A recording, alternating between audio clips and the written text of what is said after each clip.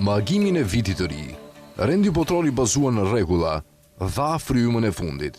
Vlerëson Marco Carnelos, ish diplomat italian. Pas një sëmundjeje të gjatë, vdekja e tij erdhi me ndërhyrjen e SBA-s në Venezuelë dhe rrëmbimin e presidentit Nicolás Maduro, si dhe me mosreagimin e vendeve europiane aleate të Washingtonit. Me pak përjashtime të dukshme, ata u përpoqën pas sukses ta justifikonin këtë shkelje flagrante të së drejtës ndërkombëtare, shkruan ai. I ashtu quajturi rend botror i bazuar në rregulla ishte një koncept i përshtatshëm i shpikur nga qarqet politike perëndimore për zëvendësuar nocionin më detyrues dhe më të fortë të respektimit të së drejtës ndërkombëtare. Rregulli është në përgjithësi një term më i dobës se ligji. Tipari kryesor i këtij koncepti është se rregullat e tij, të cilat gjithsesi janë shumë lirshëm të përcaktuara, janë detyruese për çdo vend të botës, përveç demokracive perëndimore dhe mbi të gjitha SBA-s. Dekada e fundit e shekullit 20 dhe 2 dekadat e para të shekullit 21 kanë ofruar prova të bollshme të këtyre standardeve të dyfishta, shkruan Carnelos. Zbatimi i tyre më i dukshëm ka qenë mënyra krejtësisht e ndryshme se si janë trajtuar Rusia dhe Izraeli vitet e fundit.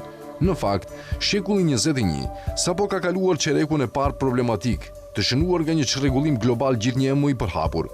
Sistemi ndërkombëtar po kthehet drejt atij që karakterizonte shekullin 19 dhe fillimin e shekullit 20, kur politika e jashtme ishte thelbësisht imperialiste dhe koloniale, e përqendruar kryesisht në garën europiane për burimet natyrore në Afrikë dhe Azi.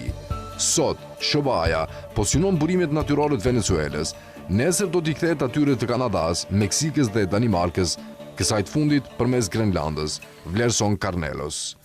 Shekulli 19 dhe fillimi i shekullit 20 shënuan një periudhë historike të përshkruar si epoka e diplomacisë anijeve luftarake, duke i referuar mjetit të preferuar për zgjidhjen e mosmarrëveshjeve ndërkombëtare.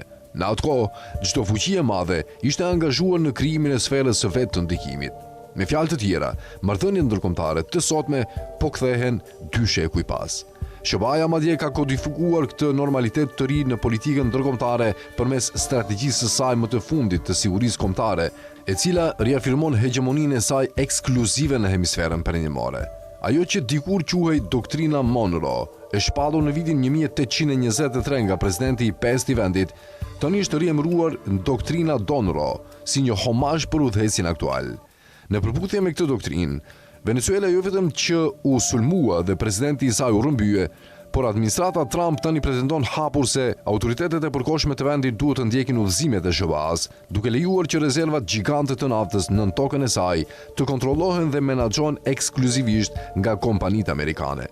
Duke marrë parasysh justifikimin zyrtar të përdorur për sulmin e Venezuelës, kontrabandën e drogës drejt SBA-s, të cilën amerikanët e kanë përkufizuar si kërcënim ekzistencial, logjikisht në radh duhet të vinë Kolumbia dhe Meksika, nga ku sasi shumë më të mëdha droge dërgohen në SBA.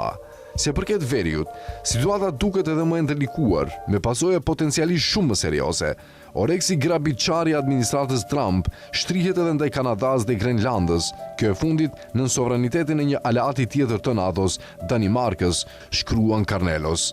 Kanadaja është furnizuesi kryesor i naftës së rënd për SBA-n, ndërsa Grenlanda është shndruar papritur në një interes kyç sigurie, me presidentin Donald Trump që pretendon pa baza se ishulli është i rrethuar nga anije kineze dhe ruse. Mes pretendimeve të ngjashme të pabazuara për kontraband droge nga Venezuela, ai mund të këmbgulë së shpejti se substanca e bardhë që mbulon Grenlandën nuk është bor, por kokainë, shkruan Carnelos. Çdo veprim amerikan kundër aleatëve si Kanadaja dhe Danimarka, sado absurd që mund të tingëllojë, do të nënkuptonte fundin praktik të NATO-s.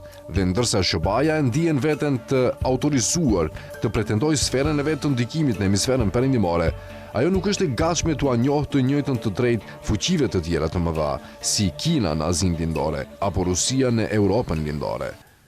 Sfera më të vogla, por jo më pak të rëndësishme ndikimi, po shfaqen edhe në rajone të tjera. Izraeli është rasti më i spikatur, pasi përdor forcën kundër Sirisë dhe Libanit dhe shfryzon lidhjet në gjirin persik dhe detin e Kuq nën petkun e zgjerimit të marrëveshjeve të Abrahamit.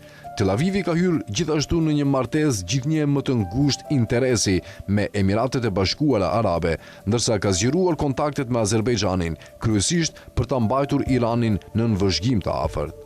Turqia, shkruan Karnelos, mund të shndrohet së shpejti në konkurrentin kryesor të Izraelit përmes koordinimit të ngushtë me Katarin dhe mbështetjes financiare të këtij fundit. Ankaraja tashmë është shumë aktive në Libi, Siri dhe Irak dhe nuk i fsheh ambicjet për të luajtur rol në Gaza dhe Liban. Kjo e fundit do të ishte logjike, duke pasur parasysh ndikimin e saj të fortë në Siri.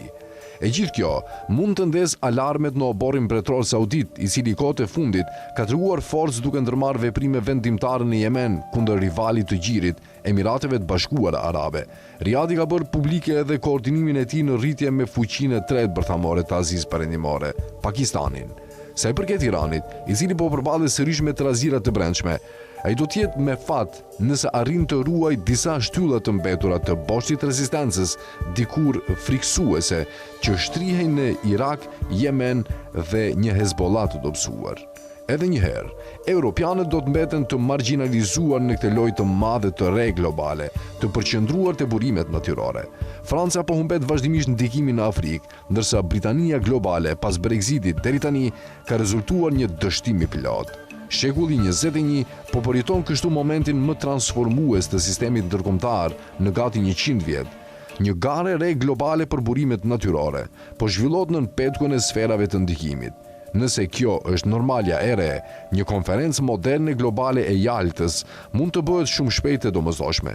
Sfida e vërtet për aktorët kryesor do të jetë se kush ulet në tryez dhe kush është në meny, shkruan në analizën e tij ish diplomati italian Marco Carnelos.